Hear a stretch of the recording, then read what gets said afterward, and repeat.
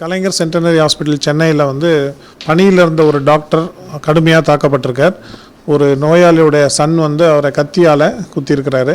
கொலை செய்யும் நோக்கத்தோட கதவை பூட்டிட்டு குத்தியிருக்கார். இதை தமிழ்நாடு அரசு டாக்டர்கள் சங்கம் வன்மையாக கண்டிக்கிறது. அந்த சம்பந்தப்பட்ட குற்றவாளிகளை உடனடியாக கடுமையான நடவடிக்கை எடுக்க வேண்டும், கைது செய்து என்று கோரிக்கை வைத்திருக்கிறது. இதை தவிர இனி வருங்காலத்தில் இந்த மாதிரி சம்பவங்கள் நடக்காமல் இருக்க ஏற்கனவே பல கோரிக்கைகள் வைத்திருக்கிறோம். அதாவது போலீஸ் எண்ணிக்கையை கூட்டணும், செக்யூரிட்டி எண்ணிக்கையை கூட்டணும், அட்டெண்டர்ஸ் ரெஸ்ட்ரிக்ட் பண்ணணுன்ற மாதிரி டிமாண்ட்ஸ்லாம் வச்சுருக்கோம். இதையும் வலியுறுத்தி எங்களுடைய எதிர்ப்பையும் காட்டுவதற்காக இப்போ இந்த 12 மணியிலிருந்து ஒரு non essential services like OP, classes, ward rounds இது மாதிரி இப்போ இதெல்லாம் உடனடியாக நிறுத்துகிறோம். இது அடுத்த முடிவு எடுக்கும் வரை தமிழ்நாடு முழுவதும் மருத்துவக் கல்லூரி மருத்துவமனைகள், மாவட்ட தாலுகா மருத்துவமனைகள், ஆரம்ப சுகாதார நிலையத்தில் உள்ள அனைத்து இடத்துலையுமே டாக்டர்ஸ் அதில் பங்கேற்பார்கள். அது தவிர அரசாங்கத்துக்கிட்ட அந்த சம்பந்தப்பட்ட டாக்டர் நலம் பெறுறதுக்கு உரிய சர்வீசஸ் கொடுக்கணும் அப்படின்னு கோரிக்கை வச்சுருக்கோம். இதை அரசாங்கமும் ஏற்றுட்டு இப்போ மினிஸ்டர்லாம் அங்கேயே தான் ஸ்பாட்டில் இருந்து ட்ரீட்மெண்ட் கொடுத்துட்ருக்குறாங்க. We hope for the best. அவர் நலம் பெற்று வருவார்னு நினைக்கிறோம். இது அரசாங்கத்துடைய முயற்சி. இன்னொன்று இவர் நலம் பெறுறது இதை வச்சு தான் அடுத்த கட்ட நடவடிக்கை. நாளை 12 மணி வரைக்கும் இந்த போராட்டம் தொடரும். நாளைக்கு 12 மணிக்கு தொடர்வது பற்றி கூட்டம் கூட்டி முடிவெடுக்கப்படும்.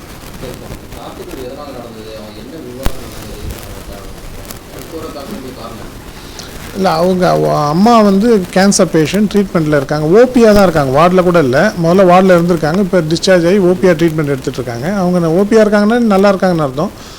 அவர் அதுலேயும் சரியாக பார்க்கல, ஏதோ சொல்லி அவங்க பேட் ஆகிட்டாங்க. கேன்சர் பேஷண்ட் ட்ரீட்மெண்ட்டில் பேட் ஆகிறதுக்கு வாய்ப்பு இருக்குது. அவங்க கேன்சர்னால் பாதிப்பாகிருக்காங்க. அதை சொல்லிவிட்டு இன்றைக்கி காலையில் அவர் ஓபியில் எல்லாருமே இழுத்து கொண்டு போய் கதவை பூட்டி பக்கத்து ரூமில் கழுத்தில் குத்திருக்கிறார். எந்த முன்விரோதமும் கிடையாது. டியூட்டியில் எல்லா ஸ்டாஃபு, எல்லா பேஷண்ட்ஸ் இருக்கும்போது எல்லோரும் முன்னாடி பண்ணியிருக்காரு. அது கதவை மூடி உடச்சி திறக்க 10 நிமிஷம் ஆயிருக்கு. உடச்சி திறந்த போதும் கொலை பண்ணிட்டேன், அவன் பொழைச்சாலும் திருப்பி குத்துவேன், கொலை பண்ணுவேன்னு சொல்லி மிரட்டியிருக்கிறார். இது உண்மையிலே எங்களால் டைஜஸ்டே பண்ண முடியல. அதாவது ஒரு ஷாக்காக இருக்குது. இது என்ன, ஒரு நோயாளிக்கு நாங்கள் மேக்ஸிமம் செய்கிறோம், அதை முயற்சி பண்ணுறோம். அதை மீறி தவறு நடந்தாலும் பரவாயில்ல. இதில் தவறும் நடக்கலை. அவங்க டிஸ்சார்ஜ் ஆகி வீட்டுக்கு போய் ட்ரீட்மெண்ட்டில் தான் இருக்கிறாங்க. இருந்தும் பண்ணியிருக்கிறார்.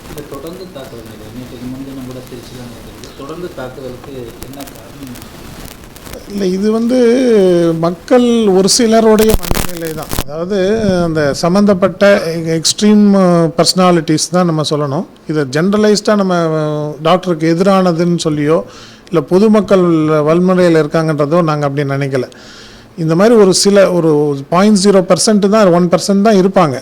அந்த 0.01% நம்ம எப்படி அவங்க அட்டாக்லேருந்து நீ வருங்காலத்தை தவிர்க்கிறது அப்படின்றது தான் இப்போ நாங்கள் யோசிச்சுட்டு இருக்கோம். அரசாங்கத்திட்டையும் கோரிக்கை வச்சுட்ருக்கோம்.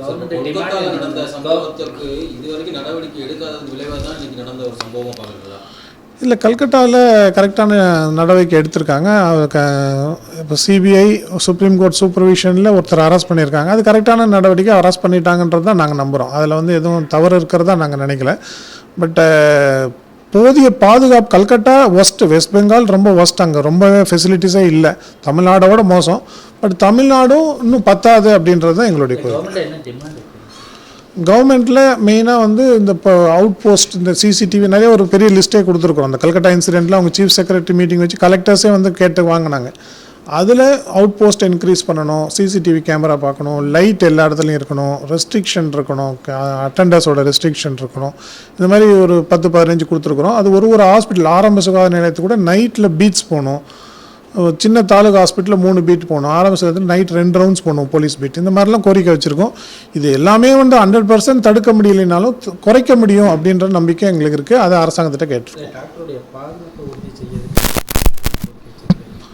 டாக்டரோட பாதுகாப்பை உறுதி செய்யறதுக்கு தான் இந்த எல்லா கோரிக்கையுமே வச்சுருக்குறோம்.